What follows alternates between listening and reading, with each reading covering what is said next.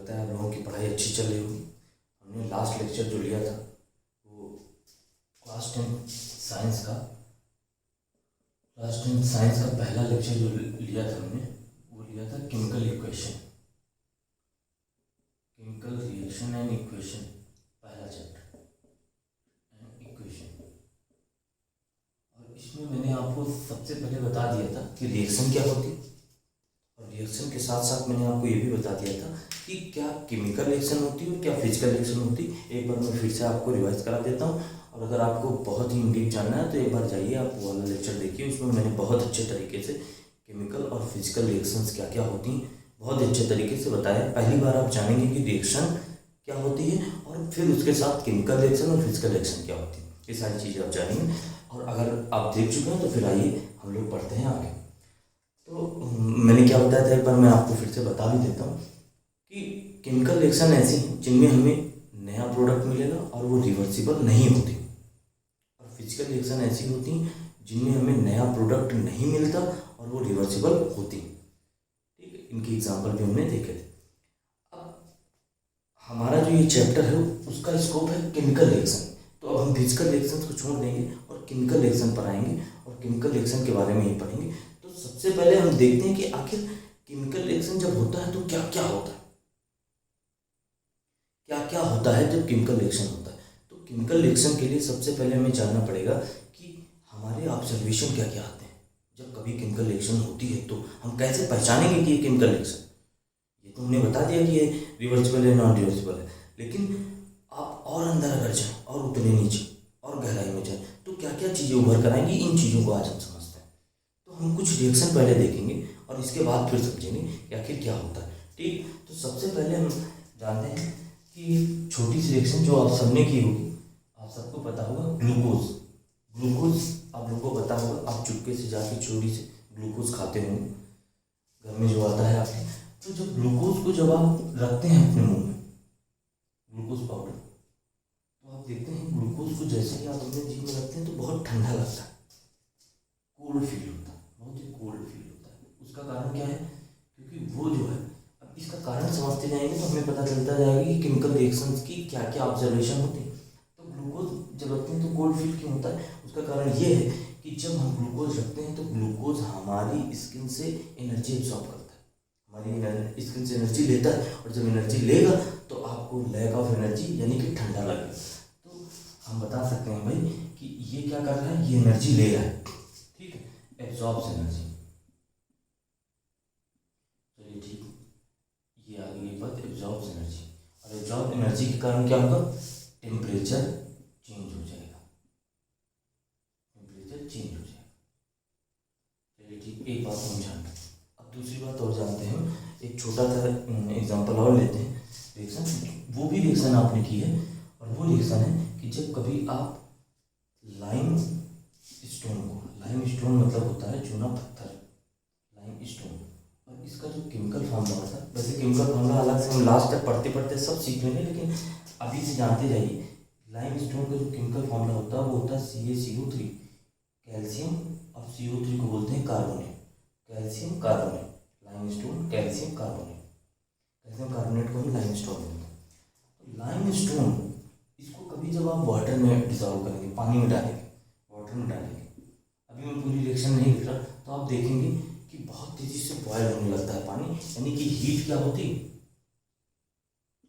Heat release होती है,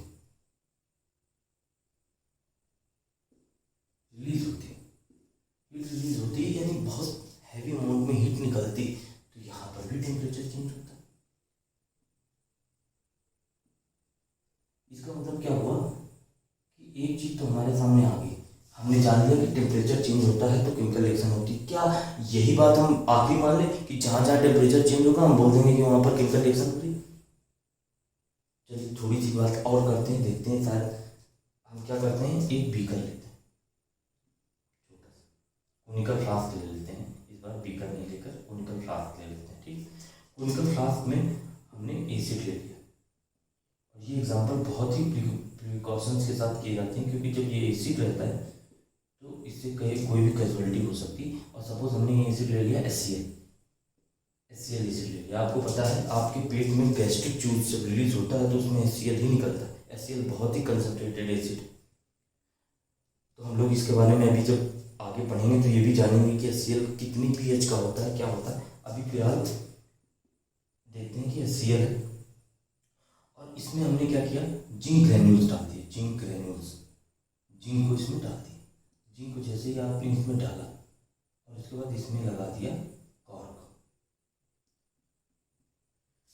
इसमें कॉर्क लगा दिया आपने। कॉर्क लगाया जैसे ही तो आप देखोगे यहाँ पर रिएक्शन शुरू हो जाएगी और एक गैस बाहर आएगी। अगर इस गैस को कलेक्ट करके एक जार में और इसको टेस्ट किया जाए तो आपको पता चलेगा कि ये हाइड्रोजन गैस है। वो हम जानेंगे कि कैसे हम पता करेंगे कि ये हाइड्रोजन गैस ही है। लेकिन अभी ये जान लीजिए कि एक गैस बाहर होगी, इसकी रिएक्शन होगी कुछ इस तरह से, zinc plus HCl gives ZnCl2 plus H2। ये मैंने केमिकल इक्वेशन लिख दी है जो कि अभी आप आने वाले समय में पढ़ने वाले हो। इसको अभी मैं इंग्लिश की भाषा में लिखता हूँ। ये केमिस्ट्री की भाषा है, ये केमिस्ट्री की लैंग्वेज है। अभी हम इंग्लिश लैंग्वेज यूज करते हैं। जिंक प्लस हाइड्रोक्लोरिक एसिड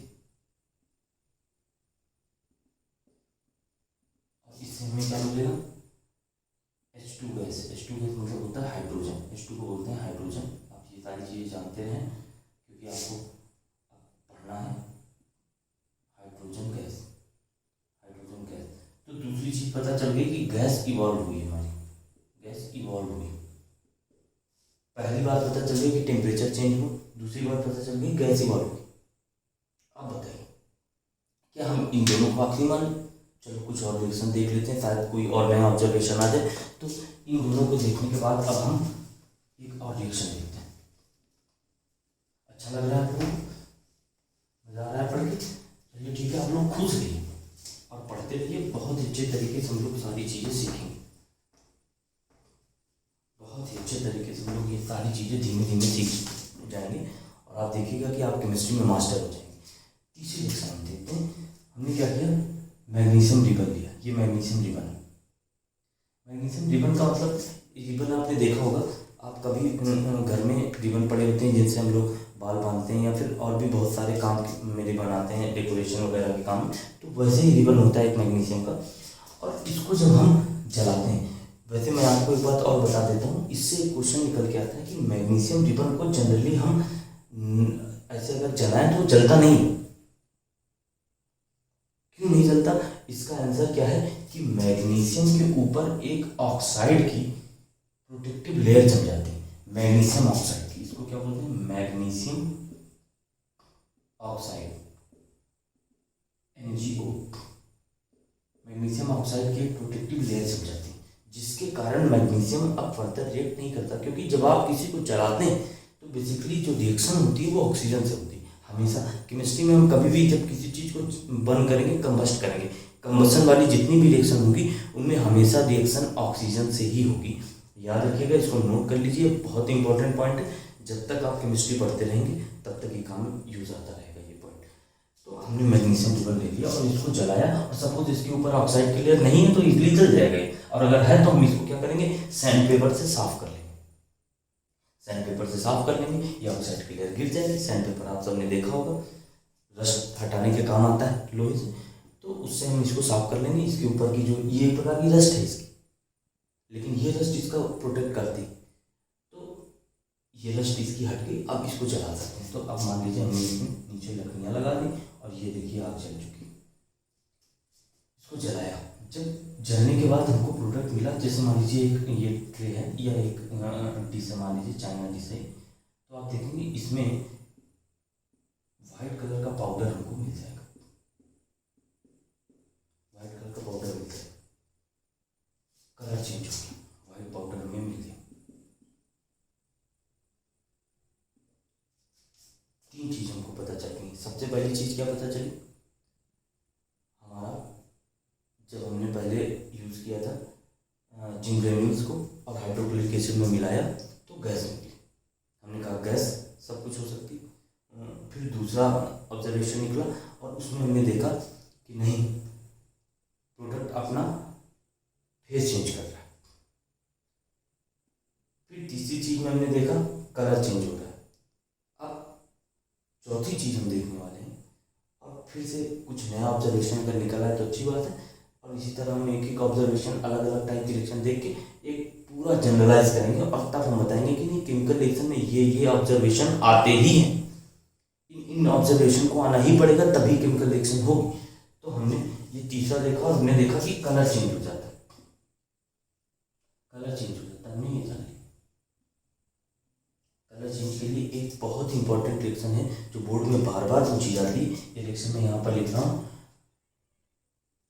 इस रिएक्शन में बोला जाता है पोटेशियम आयोडाइड को लेड नाइट्रेट के साथ रिएक्शन कराते हैं। पोटेशियम आयोडाइड जब हम रिएक्शन कराते हैं पोटेशियम आयोडाइड की, इस रिएक्शन को मैं आगे फिर से बताऊंगा आपको। पोटेशियम आयोडाइड और लेड नाइट्रेट,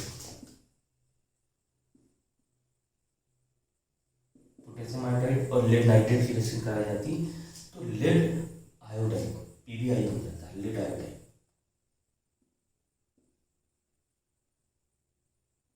और ये जो लेड आयोडाइड होता है ये येलो कलर का होता है, येलो पीपी प्रेसिपिटेट। जहाँ पर भी केमिस्ट्री में पीपीटी लिखा हो तो आप समझ लें प्रेसिपिटेट, यानी वो नीचे बैठ गया, केमिकल रिएक्शन हुई और वो नीचे बैठ गया बीकर में, जिसमें भी केमिकल रिएक्शन हो रही, तो हम ये समझ जाएंगे कि ये येलो प्रेसिपिटेट हमारा आ गया है। तो एक बात हमें और पता चल गई भाई कि कलर चेंज हो रहा है, चलिए ठीक है, गैस निकल रही, कलर चेंज हो रहा है और फिर स्टेट चेंज हो रही, तीन चीज़ें हमने जानी। टेम्परेचर चेंज हो रहा है, गैस निकल रही है, कलर चेंज हो रहा है और टेम्परेचर चेंज हो रहा है, ये तीन चीज़ें हमने जानी। अब और किसको हम बोल सकते हैं कि ये केमिकल रिएक्शन है। अब एक नई रिएक्शन करते हैं और इसके बाद फिर हम इस रिएक्शन के बाद सारी चीज़ें जनरलाइज कर देंगे कि ये पॉइंट्स अगर हमें दिखते हैं तो मान लेंगे कि केमिकल रिएक्शन हो रही है। अगर मान लीजिए हमने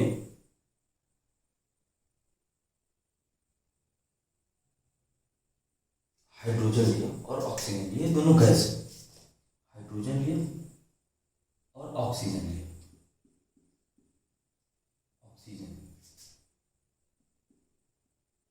हाइड्रोजन ऑक्सीजन लिया, ये दोनों गैस, लेकिन ये जब दोनों मिल के इन्होंने बनाया वाटर जो कि लिक्विड है, ये लिक्विड है, यानी गैस मिले और लिक्विड बन गई, इसका मतलब स्टेट चेंज हो गई, तो क्या क्या चेंज हो गया, टेम्परेचर चेंज हो गया, दूसरी चीज क्या चेंज हो गई, कलर चेंज हो गया, फिर क्या चेंज हो गई, स्टेट चेंज हो गई, और इवोल्यूशन ऑफ गैस, यानी गैस इवोल्व हुई, निकली। तो ये चारों चीजें अगर कहीं हो रही हैं, चारों में से कोई भी एक चीज हो रही है तो हम कहेंगे कि ये केमिकल रिएक्शन है। मैं उन चारों चीज़ों को एक बार यहाँ लिख देता हूँ, आप अपनी कॉपी में आराम से नोट कर सकते हैं। तो आप देख रहे हैं कितनी आसानी से हमने ये जान लिया कि कौन कौन से ऑब्जर्वेशन ये इंडिकेट करते हैं कि केमिकल रिएक्शन ही हो रही है। सबसे पहले हमने जाना चेंज इन टेम्परेचर,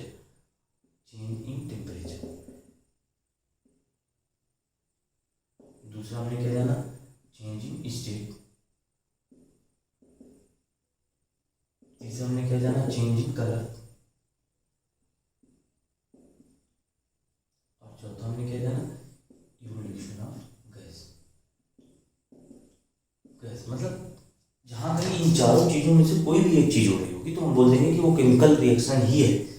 अब इसके बाद केमिकल रिएक्शन आपने देखा कि ये तो क्या सब एक ही तरह की, नहीं, केमिकल रिएक्शन के भी कई टाइप हैं, वो टाइप्स हम लोग आगे पढ़ेंगे। अगर आपको ये लेक्चर अच्छा लगा और ऐसे ही आप आगे हमारे साथ बढ़ना चाहते हैं तो आप अपने दोस्तों को जोड़िए, उनको शेयर करिए, उनसे बोलिए कि इसे सब्सक्राइब करें, लाइक करें, और हम लोग इस टीम को बहुत बड़ा करें। ये एक इनिशिएशन है, लेकिन जब एंडिंग ना हो इसकी, हम मिलते जाएं, बढ़ते जाएं और सीखते जाएं, बहुत अच्छी अच्छी चीज़ें सीखते जाएं। तो चलिए आज के लिए इतना ही। नेक्स्ट लेक्चर में मैं आपको बताऊंगा कि टाइप्स ऑफ केमिकल रिएक्शन क्या क्या होती हैं, और इससे भी पहले केमिकल रिएक्शन लिखने का फंडा क्या है, कैसे केमिकल रिएक्शन लिखी जाती है, क्यों केमिकल रिएक्शन जरूरी, क्यों केमिकल रिएक्शन को केमिकल इक्वेशन के फॉर्म में लिखना जरूरी, ये सारी चीज़ें हम जानेंगे। Okay, thank you.